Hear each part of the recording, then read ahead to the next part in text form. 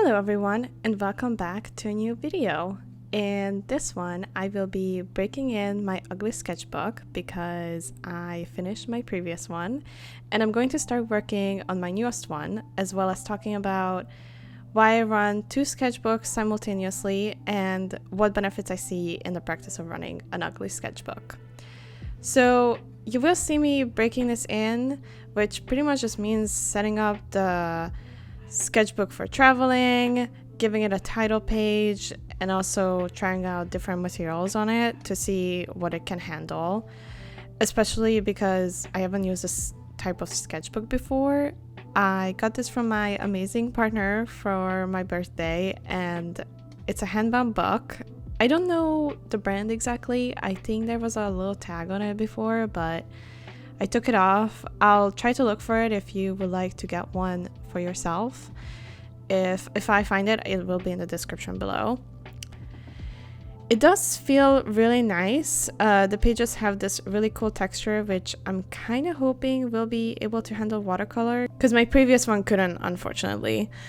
But before we get any further, I wanted to announce that I finally started my Patreon. So if you would like to see some behind the scenes content from me, such as sketches, early releases, and podcast, come join me on there. I also have physical rewards such as a print and stickers. For this month, I have a soup theme because it's fall time and I'm very excited for making all kinds of soups.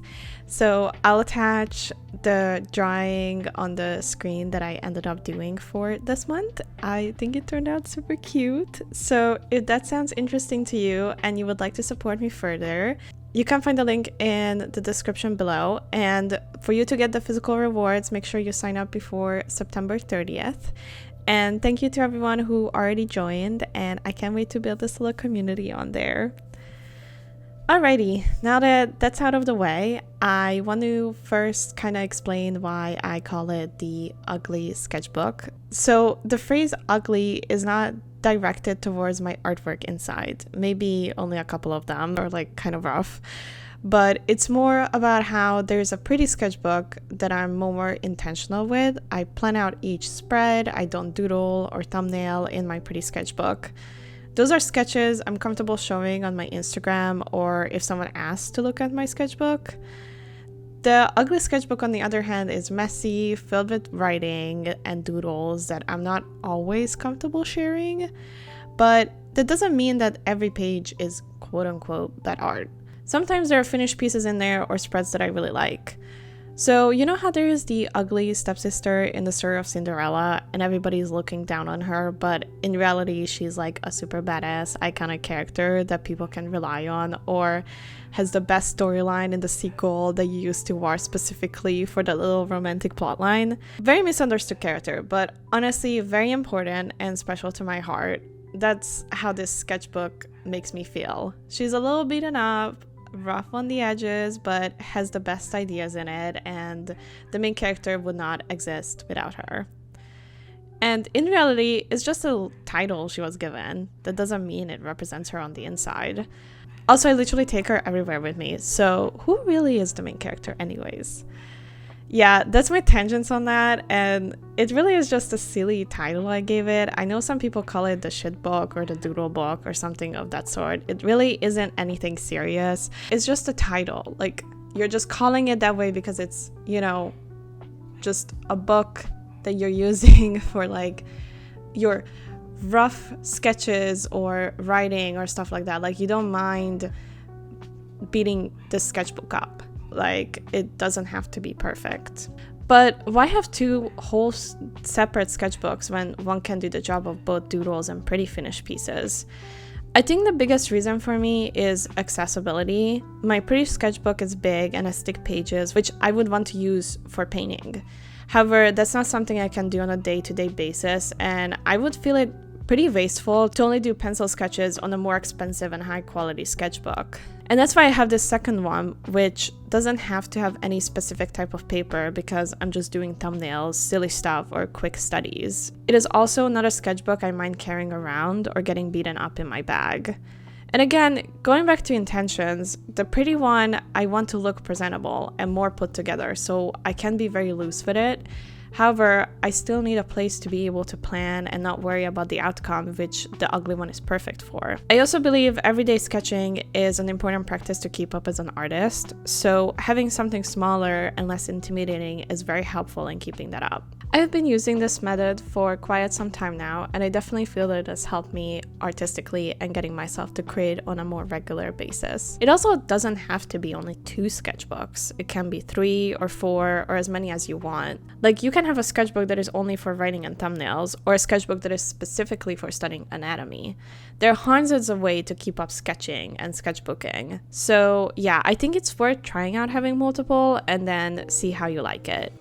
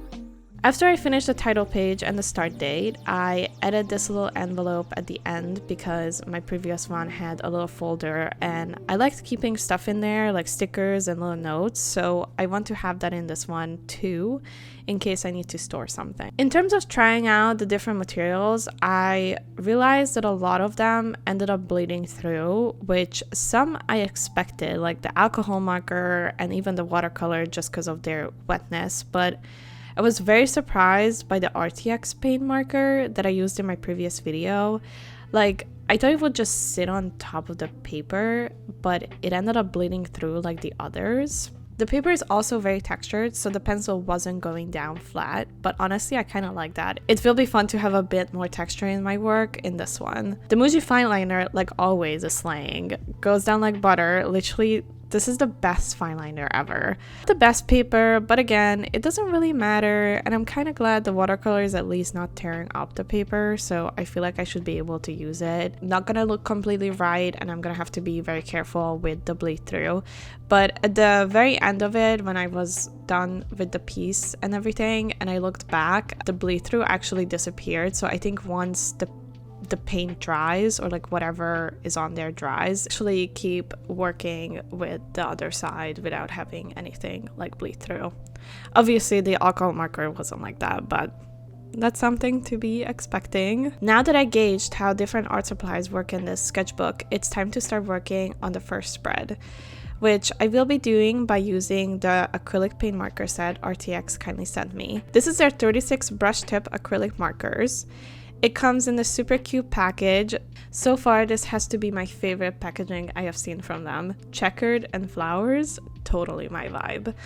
When you open it up, it has a 2-tier compartment, which I think I prefer over them standing in the box. It's just easier to access and see the colors. Each marker is labeled on the top with their number, and it also has the flowers on the side of them, which shows the ink inside the pen. Again, super cute addition. You don't have to pump these ones like the last ones, you only have to shake it, which I definitely appreciated because it took way less time to swatch them. I wanted to test it out on the back first though, because I was worried about them ruining my title page with the bleed through, but I was pleasantly surprised that these ones didn't show through at all. They also went down way easier than the other ones, like there wasn't as much residue from the paper. I also really enjoyed the brush pen end instead of like the more bulkier tip, because I am gonna be able to do a lot more details with it, and it's gonna be overall easier to work with than just like a one size bulky pen end.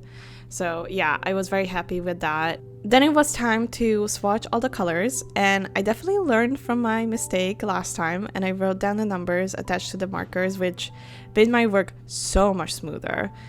I was very excited about the colors. Even from the packaging, they look like a nice variety of shades. I was especially looking forward to seeing how the browns and greens looked, because those are the colors I use most frequently.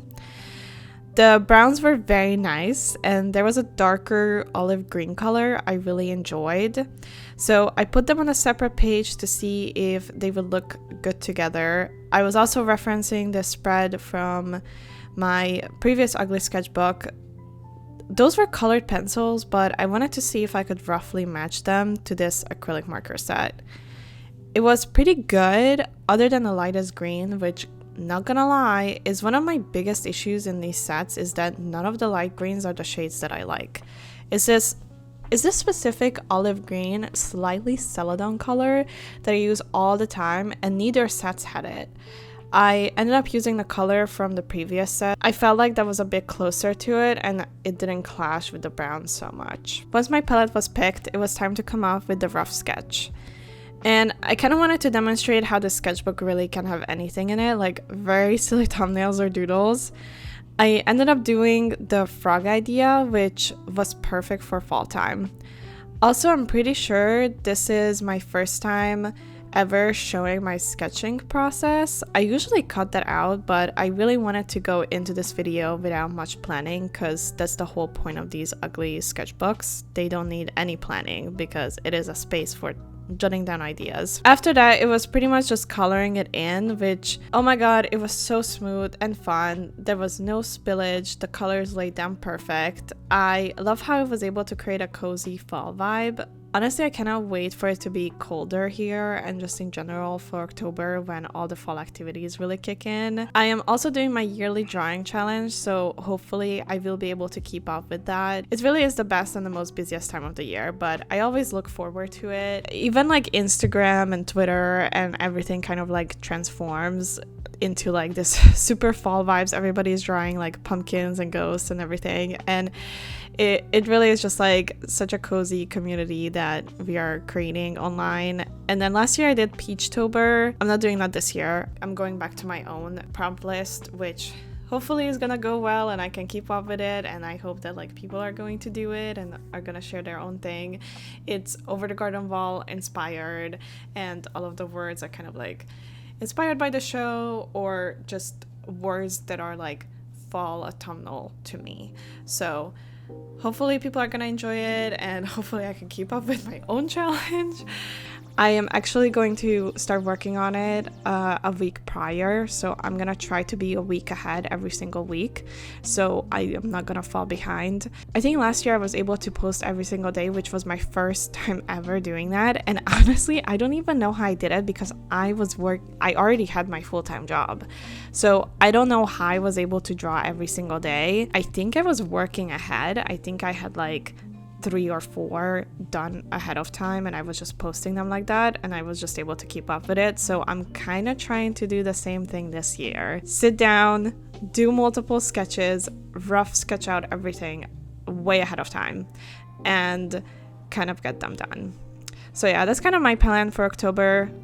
Also, there's a bunch of other exciting stuff happening. Like, I have 2 markets coming out in October, and I want to do a Halloween shop update, which I already ordered stuff for. So I'm very excited about that. It's just overall a really fun time, and I definitely wanted to commemorate that in this, or like kind of like start, you know, working on that stuff already. And yeah, I was very happy with the colors in the end. I honestly had so much fun picking them out. Like, I didn't plan on Like I didn't do kind of like a color study of what colors I wanted where.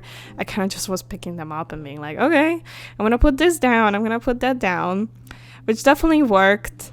The green still bothers me a little bit, like it's so neon-y and lime, and I don't know why it looks like that. It just, yeah, honestly, I kind of want to try another set of theirs. Like I know they have that 60 acrylic marker set. I would love to try that one and see if that one has a nicer green that I can use. It's just, this is really such an important color for me to use that it's kind of bothering me that they don't have one that I really like. Maybe I'm gonna try their other set, and maybe I'm just gonna compare all three of these and see which set is the best. And once I have those, and maybe I'm gonna get a green, maybe I can just work out of that set. But that's like the only really big critique I have with this marker. Like seriously, these markers were amazing to work with. Even though the paper was so textured, it went down super smooth. And it didn't have like any residue that I usually get with acrylic markers. I was very pleasantly surprised because especially if you're working with a textured paper, it tears it apart.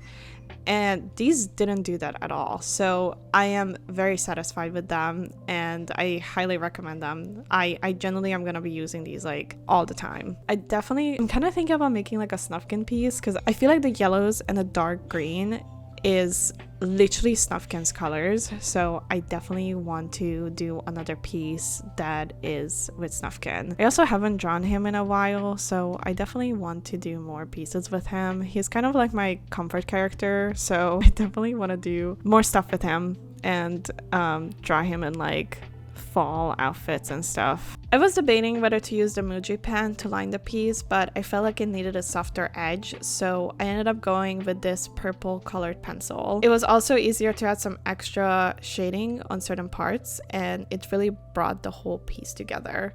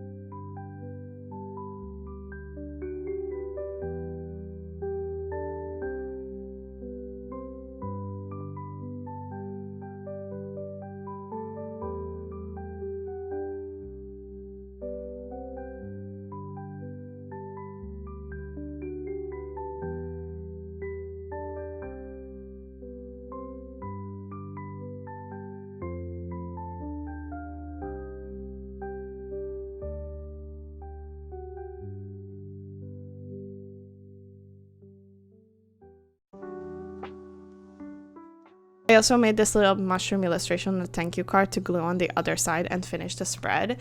And for that one, I did use the Muji line pen, and honestly, it looks so good. So I think the next time I'm going to use these markers, I definitely want to do a whole piece that is with the black liner. I don't know why it just looks very like illustrative. I think like a botanical illustration would be very cool with it, but it's like the whole thing is lined with black pen. It has like a very kind of like a medieval quality to it. I don't know if that makes sense.